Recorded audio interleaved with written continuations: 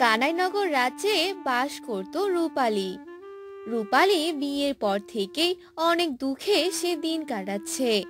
কারণ তার শাশুড়ি তাকে অনেক অত্যাচার করত, অনেক কথা শোনাতো।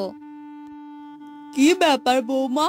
বিয়ের তো অনেক দিন পার হলো, কই এখনো তো তোমার বাবার বাড়ি থেকে কিছু এলো না। আর কবে আসবে শুনি? আসলে মা, আমার বাবা খুব অসুস্থ আর একা হাতে পুরো সংসারটা চালায়। কি করে যে এত টাকা দিবে? তবে বাবা বলেছে 7 দিনের মধ্যেই দিয়ে দিবে। হ্যাঁ হ্যাঁ, ওই 7 দিন পরে যেন 1 মাস না হয়ে যায়, এই বলে দিলাম। অনেক দিন অপেক্ষা করেছি, আর বেশি দিন অপেক্ষা করতে পারবো না। ঠিক আছে মা, তাই হবে। আমি বাবাকে জানিয়ে দিব। হ্যাঁ হয়েছে, যাও এখন বাকি কাজগুলো সেরে ফেলো। শুধু তো পারো কাজে ফাঁকি দিতে। এসব আপনি কি বলছেন মা? আমি তো একা হাতে সব কাজ করি। কই, কোনো কাজই তো বাদ পড়ে না। ও, এর মানে তুমি কি বোঝালে বৌমা? হ্যাঁ, আমি কোনো কাজই করি না, তাই না? সব কাজ তুমি একাই করো। না মা, আমি এমনটা বলিনি। হয়েছে, থাক, আর কিছু বলতে হবে না। যাও, গিয়ে কাজ করো এখন। এরপর রূপালী কাজ করতে থাকে। এভাবেই 7 দিন কেটে যায়। তখনই রূপালীর বাবা কিছু টাকা তার মেয়ের বাড়িতে নিয়ে আসে। রূপালীর বাবাকে দেখে রূপালীর স্বামী অনেক খুশি হয়ে যায় আর বলে, আরে বাবা, আসেন আসেন, বসেন। দেখি সব টাকা ঠিকভাবে এনেছেন কিনা। হ্যাঁ হ্যাঁ, সব টাকা একদম ঠিক আছে। রূপালীর স্বামী টাকা পেয়ে তার মায়ের কাছে চলে যায়।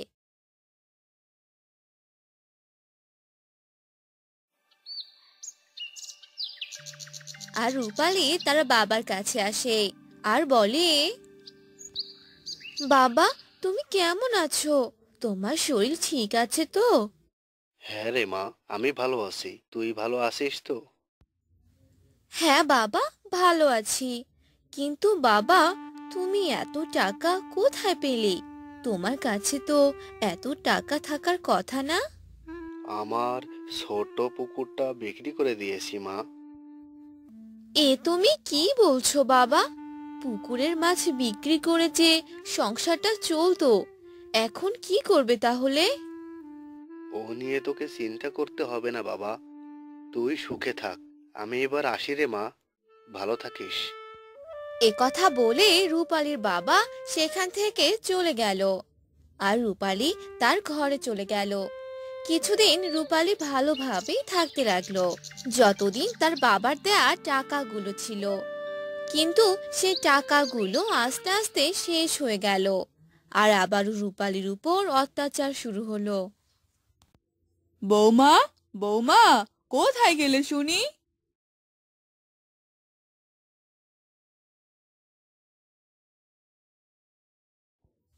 এই যে মা, বলেন, ডাকছিলেন কেন?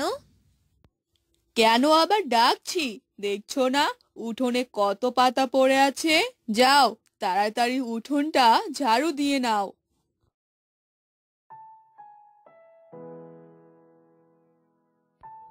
কি ব্যাপার মা, এখানে কি নিয়ে এত কথা হচ্ছে? কি হয়েছে শুনি। কি আর হবে, তোর বউ যে কোনো কথাই শুনছে না, আর ঠিকভাবে কাজও করছে না। বলে বলে কাজ করিয়ে নিতে হচ্ছে। তাহলে আর কি দরকার এমন বউকে বাসায় রেখে? আর কোনো টাকাও তো দিচ্ছে না। টাকা? কিসের টাকা? সব টাকা তো আমার বাবা দিয়ে দিয়েছে। তাহলে আপনারা আর কিসের টাকা পাবেন শুনি? কিসের টাকা পাবো মানে? তুমি যতদিন এখানে থাকবে ততদিন টাকা দিতে হবে। এমন নিয়ম তো আমি কখনো দেখিনি, কিন্তু আমার বাবা আপনাদের আর কোনো টাকাই দিতে পারবে না। টাকা দিতে না পারলে তোমারও আর এ বাড়িতে থাকা হবে না। যাও, এখান থেকে চলে যাও। হ্যাঁ হ্যাঁ বাবা, তুই একদম ঠিক কথাই বলেছিস। দে, এই মেয়েটাকে বাড়ি থেকে বের করে দে। যেই বলা সেই কাজ। রূপালী শাশুড়ি ও তার স্বামী রূপালীকে বাড়ি থেকে বের করে দিল।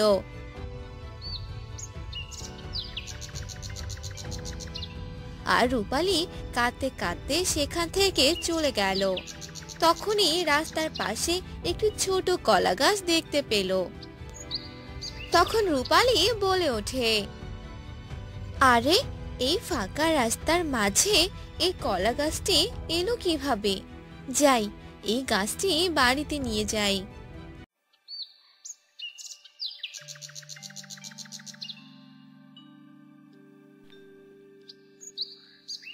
কে রে মা, তুই এই সময়? কি হয়েছে রে মা? বাবা, ওরা যে আমাকে বাড়ি থেকে বের করে দিয়েছে। ওরা আমার কাছে আরো টাকা চেয়েছিল, কিন্তু আমি দিতে রাজি হইনি, তাই আমাকে বাড়ি থেকে বের করে দিয়েছে বাবা।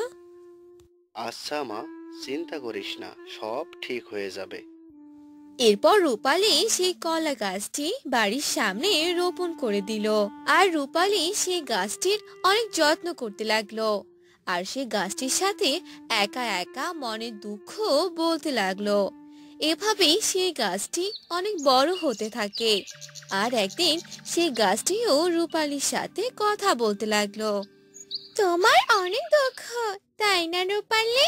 তুমি সব সময় আমাকে তোমার সব দুঃখের কথা বলো।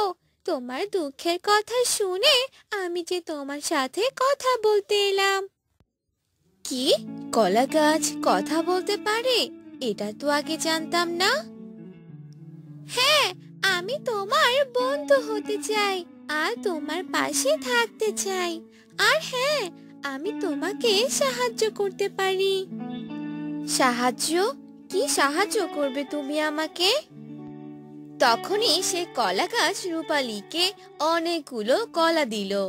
সেই কলাগুলো কোনো সাধারণ কলা ছিল না, সেই কলাগুলো সোনার কলা ছিল। এসব দেখে রূপালী অবাক হয়ে গেল আর বলতে লাগলো,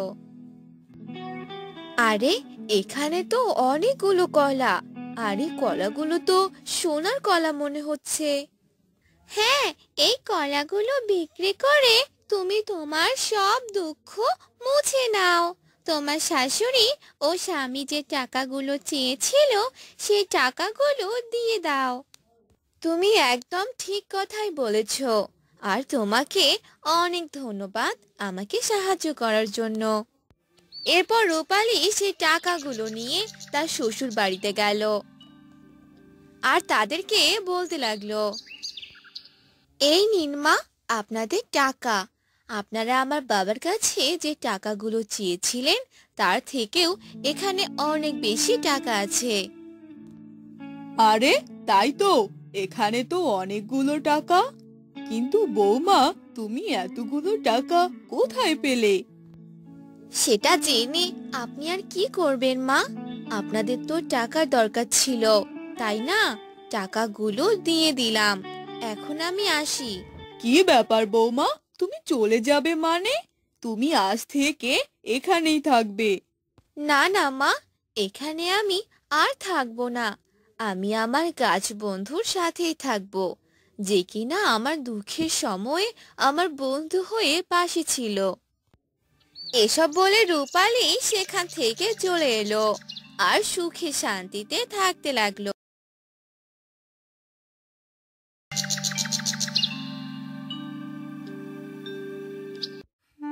ফুলমতি নামে একটি গ্রামের পাশে এক বড় বন ছিল।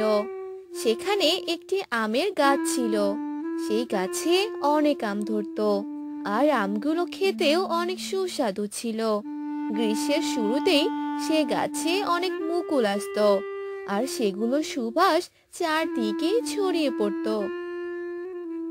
আর সেই গাছের আম সবাই খেতে আসতো, আস্তে আস্তে সেই গাছে অনেক আম ধরলো, আর সেই আমগুলো পাকতে লাগলো, আর গাছের কিছু আম পেকেও গেল। দেখ, এই গাছের অনেক আম পেকে গেছে, আমরাও তো পেকে গেছি, কিন্তু তুই এখনো পাকিসনি কেন? আমি তোদের থেকে অনেক ছোট, আর আমার চেহারাটা দেখ, একদম চক চক করছে। তোদেরকে দেখতে একদম বাজে লাগছে। বাজে কেন লাগবে? সবাইকে তো একদিন না একদিন এই চেহারাতে আসতেই হবে। তাতে কি হয়েছে? তোদের ওই চেহারার মতো আমার চেহারা হতে অনেক দেরি হবে, বুঝলি? তুই তোর চেহারা নিয়ে অহংকার করছিস, তাই না? তোর এই অহংকার খুব তাড়াতাড়ি শেষ হবে। হয়েছে হয়েছে, তোদের এই কথাগুলো আমার একদম ভালো লাগছে না। এবার একটু চুপ কর তো। তারপর পাকা আমটি চুপ করে রইল।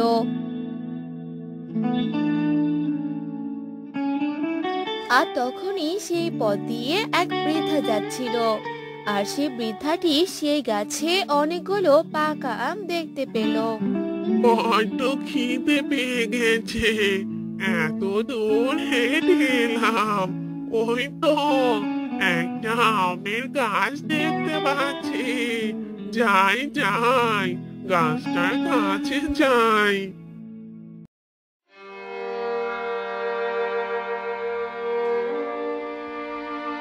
আরে, গাছটাতে তো অনেক পাকা আম।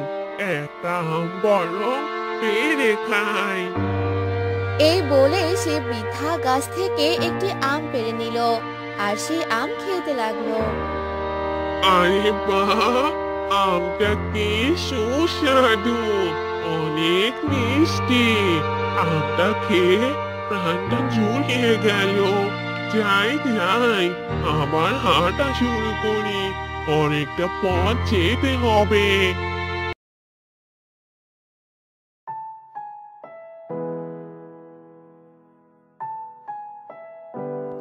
তারপর সে বৃদ্ধা সেখান থেকে চলে গেল। এসব কাহিনী দেখে কাঁচা আমটি হাসতে লাগলো। এভাবে সবগুলোকে যেতে হবে, আর আমি একাই এই গাছে রাজত্ব করব। অনেক মজা লাগছে আমার। এভাবে হাসিস না, তোকেও একদিন পাকতে হবে, আর সবার সাথে তোকেও চলে যেতে হবে। তুই আমার কথা না ভেবে তোর কথা ভাব, কারণ তোর সময় প্রায় শেষ। কাঁচা আম পাকা আমকে নিয়ে অনেক হাসাহাসি করতে লাগলো, কারণ কাঁচা আমের অনেক অহংকার ছিল। এভাবেই তাদের দিন যাচ্ছিল। একদিন সেই পথ দিয়ে একটি লোক যাচ্ছিল। সেই লোকটি ওই আম গাছটি দেখতে পেল। আরে বাহ, এই গাছে তো অনেকগুলো আম ধরে আছে। আমি বরং কিছু আম পেড়ে নিই, আর এগুলো বাজারে বিক্রি করব, তাহলে বেশ কিছু টাকা পাবো। এই বলেই সেই লোকটি আম গাছটির কাছে গেল, আর কিছু আম পেড়ে নিল, আর সেখানে একটি কাঁচা আম দেখতে পেল। আরে, এখানে তো একটা কাঁচা আমও দেখতে পাচ্ছি। না, কাঁচা আমটা পারা যাবে না, কাঁচা আম কেউ কিনতেই যাবে না, দামও কম হবে। যাই, এগুলোই বরং বাজারে নিয়ে যাই।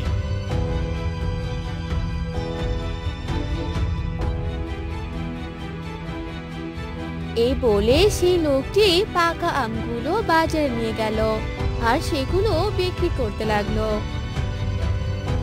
আম নিবেন? আম, অনেক সুস্বাদু আম, নিয়ে যাও নিয়ে যাও, আম নিয়ে যাও। এসব বলে সেই লোকটি ডাকতে লাগলো, আর সেই আমগুলো অনেক দামে বিক্রি করতে লাগলো, আর অনেকগুলো টাকাও পেয়ে গেল।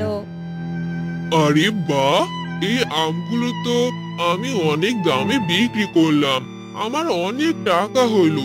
আমাকে আরো একদিন ওই আমের বাগানে যেতে হবে।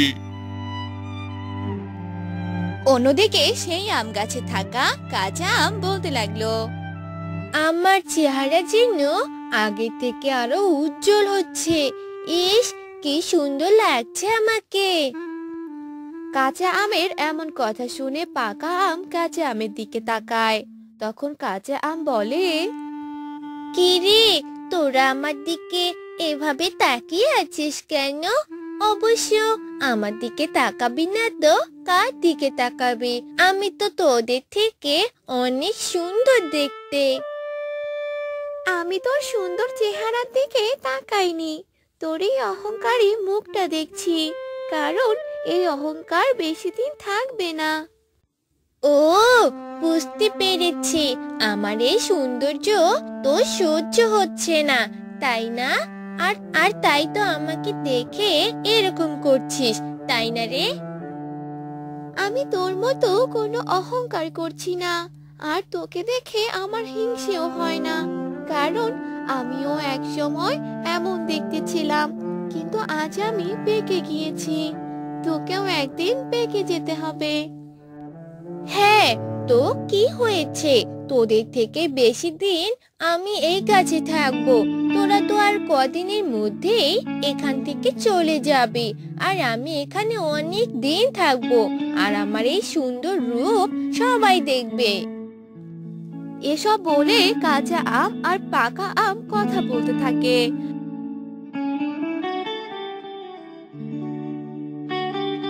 তখনই সেখানে একটি ছোট্ট মেয়ে আসে, আর সে মেয়ে আম গাছটা দেখতে পায় আর বলে, আরে কি সুন্দর এই আমগুলো, একদম পেকে গেছে।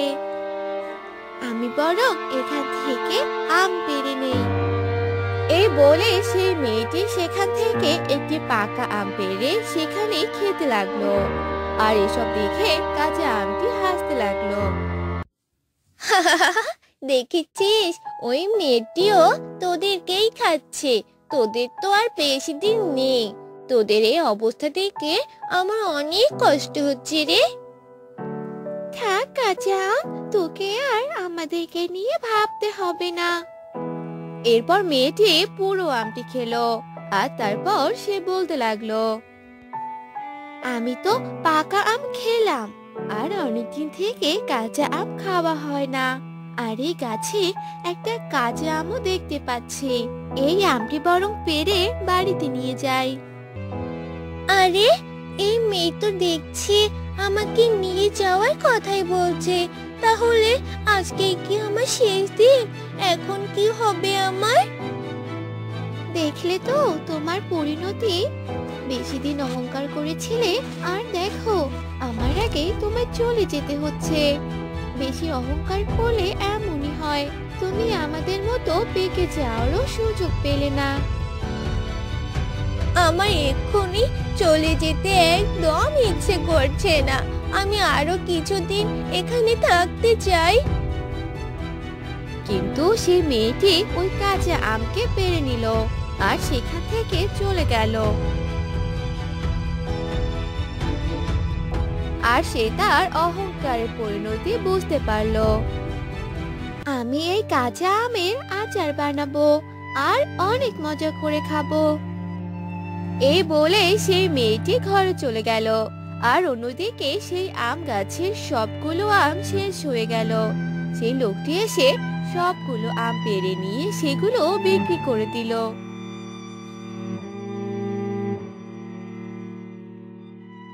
বাবা, ভালোই হলো, প্রতিবার ওখান থেকে আম নিয়ে আমি বিক্রি করে দিব, আর অনেকগুলো টাকা পাবো। এভাবেই কাঁচা আম আর পাকা আমের জীবন চলে গেল, আর কাঁচা আম তার অহংকারের পরিণতি বুঝতে পারলো।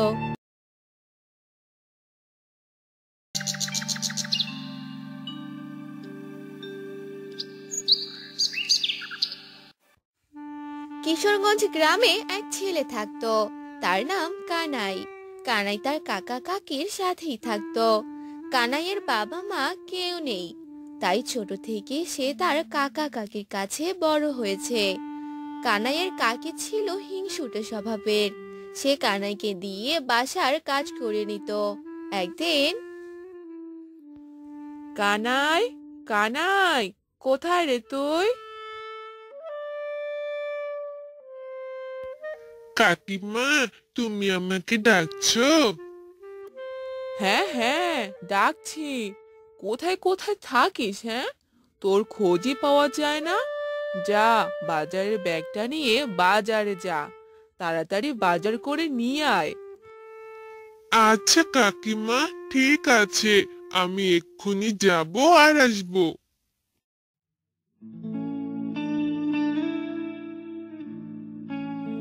এরপর কানাই বাজারের ব্যাগ নিয়ে যেতে থাকে। যেতে যেতে তার সাথে রতনের দেখা হয়। রতন কানাইকে দেখে মনে মনে ভাবতে থাকে। এই তো কানাই যাচ্ছে, এই বোকা ছেলেটা দ্বারাই কাজ করিনি, আমারও বেশ উপকার হয়ে যাবে। কানাই অনেক বোকা ছিল, তাই ওকে যে যা বুঝাতো তাই বুঝতো। রতন এসব মনে মনে ভেবে কানাইকে ডাকতে থাকে। কানাই, এই কানাই, কোথায় যাচ্ছিস? এই যে কাকু, বাজার করতে যাচ্ছি। তা তুমি কি করছো গো? আর বলিস না, এই চালের বস্তা তুলতে আমার কোমর যাচ্ছে রে, একটু সাহায্য কর না রে।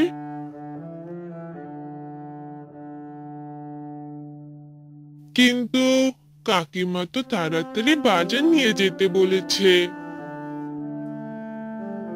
ও, পরে নিয়ে যাস, আমাকে একটু সাহায্য কর না রে বাবা। আচ্ছা কাকু।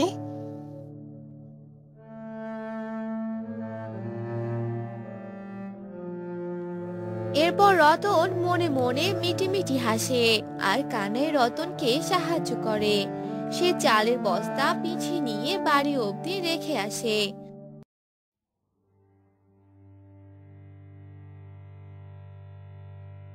তারপর কানাই বাজার করে।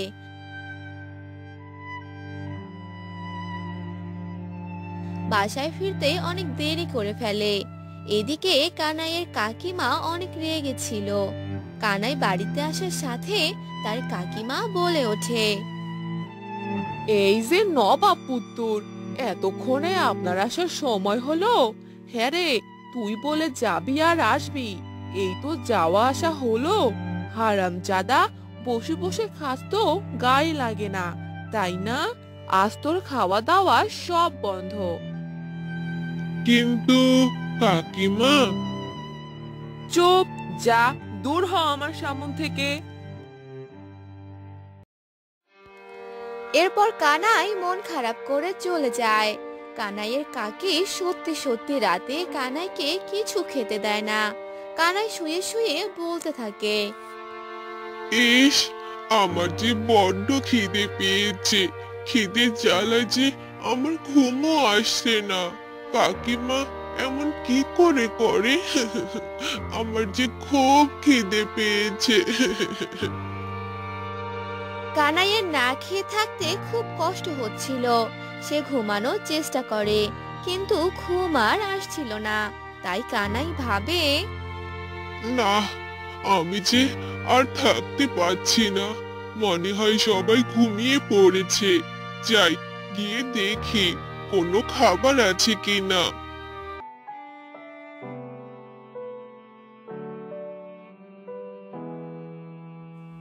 এরপর কানাই চুপি চুপি রান্নাঘরে আসে আর সে একটু পান্তা ভাত দেখতে পায়। এত খিদে পেয়েছিল যে সে হাপুস করে খেতে গিয়ে প্লেটটা তার হাত থেকে পড়ে যায়।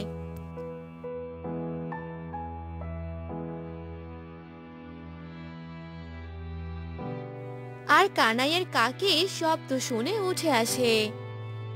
হায় হায় রে, এ কোন চোরকে আমি বাসায় রেখেছি, এ যে আমার খাবার চুরি করে খাচ্ছে। কাকিমা, আমার যে খুব খিদে পেয়েছিল গো, তাই। চুপ, চোরের আবার বড় গলা। থাম, আজ তোর এমন হাল করব না। এ কথা বলে কানাইয়ের কাকি কানাইকে লাঠি দিয়ে মারতে থাকে। আর কানাইয়ের কাকু এসব কিছু দেখেও কিছু বলতে পারে না। ও কাকিমা, আমাকে মেরো না, আমার খুব লাগছে। ইস, আহ, আমাকে মেরো না কাকিমা, তোমার পায়ে পড়ি। আমাকে মেরো না কাকিমা।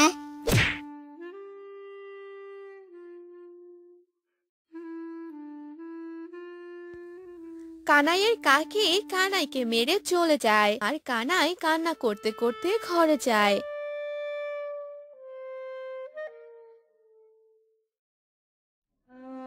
আর শুয়ে শুয়ে বলে,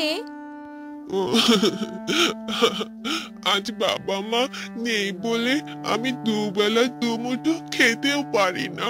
বাবা মা, তোমরা থাকলে কি আমার সাথে এরকম করতে পারতে? আমাকে তোমরা কেন আমাকে রেখে চলে গেছো? আমার যে অনেক কষ্ট হয় মা। কানাই কান্না করতে করতে ঘুমিয়ে পড়ে। পরের দিন সকালবেলা কানাইয়ের কাকি কানাইকে ডাকতে থাকে। কানাই, কানাই, এই নবাবজাদা, তোর এখনো ঘুম হয় না? কি রে, কোথায় তুই?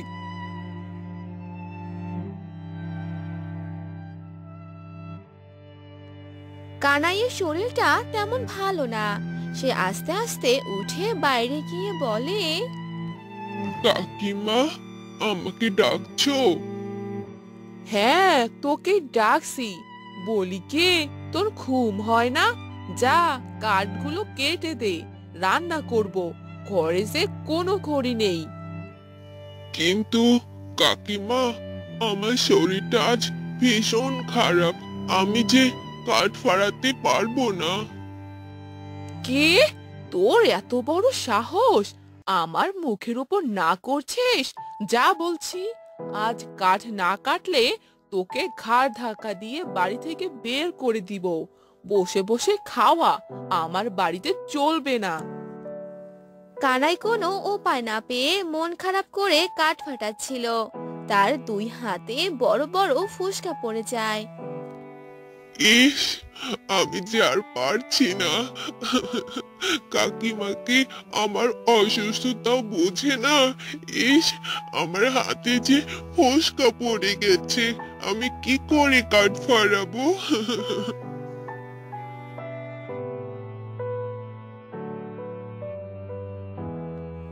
কানাই এসব বলে যখন কান্না করছিল তখন সেখানে তার কাকিমা আসে আর বলে, কিরে বজ্জাত ছেলে, কাজ করা বাদ দিয়ে ন্যাকা কান্না করছিস? কাকিমা, আমার যে খুব কষ্ট হচ্ছে গো, আমি আর কাজ করতে পারছি না। কে?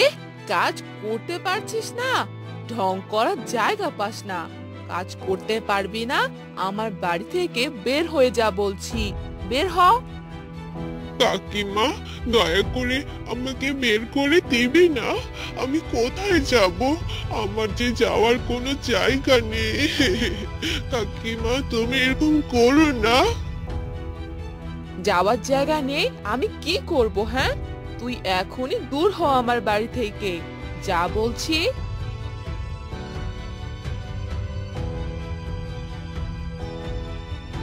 কানাইয়ের কোনো কথাই তার কাকিমা শোনে না। কানাইকে বাড়ি থেকে বের করে দেয়।